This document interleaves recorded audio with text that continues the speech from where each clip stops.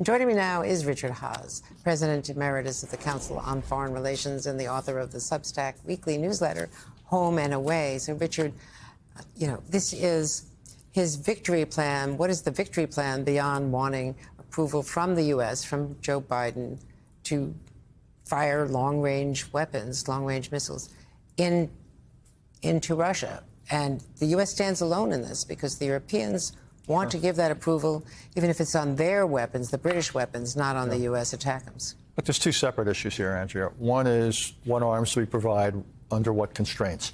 And he obviously has long wanted more powerful arms with fewer constraints. And gradually, the United States has moved in that direction.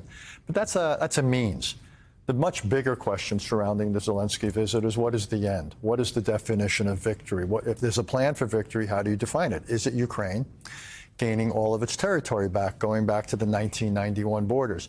If that's the definition of victory, it's not going to be achieved anytime soon, to say the least. So I think the most interesting question, and it's the one that's being discussed privately, not publicly, is what is a realistic definition of victory in the way of territorial division, NATO guarantees, other security guarantees, and so forth. That's the real conversation. And is part of the conversation also, part of the backdrop, I should say, that Donald Trump would not say in the debate that he wants Ukraine to win the war, and that he has said such favorable things, continues to, about Vladimir Putin, the concern that Zelensky has to have and that the Europeans have, that Donald Trump victory means pressure on Zelensky to make concessions to Vladimir Putin? Quite possibly, but the question is whether there's also pressure on Putin. What would a Trump plan look like? What's Trump's definition of victory? We're having this conversation.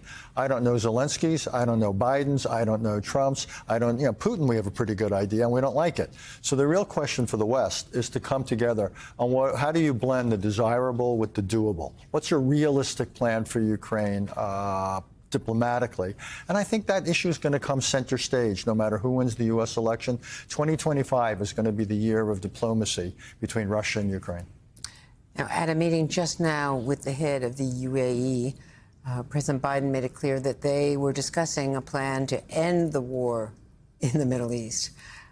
What the Iranian president said to a group of us today was that he keeps hearing that there'll be a ceasefire deal in a week, and then another week, and that it never happens. He, of course, blames Israel for expanding its demands, without mentioning Sinwar, the Hamas leader in the tunnels, who is also raising objections. Well, quite honestly, I don't think either side is particularly keen on a ceasefire deal. They each have their own agenda. Getting a ceasefire is not at the top of it. So I think the most realistic reality going forward is that Gaza continues, perhaps at a lower level, what you might call a grind. I think the immediate concern is more preventing serious escalation in the north between Israel and Hezbollah. And behind it all, how do you manage the Israeli-Iranian relationship? There will be voices in Israel saying we have to go to the source.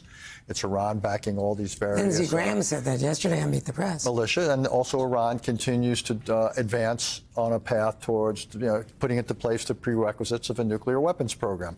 At what point does Israeli and American tolerance run out? So, the Middle East right now, you can't even talk about ending the war. There's multiple fault lines. Gaza, the North Lebanon, the West Bank, and as well as the Houthis, as well as the Iranian-Israeli relationship.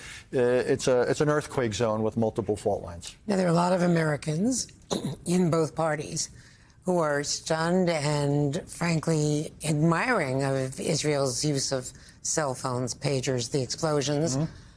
But are they taking on too much, more than they can chew, because it could be a three-front war?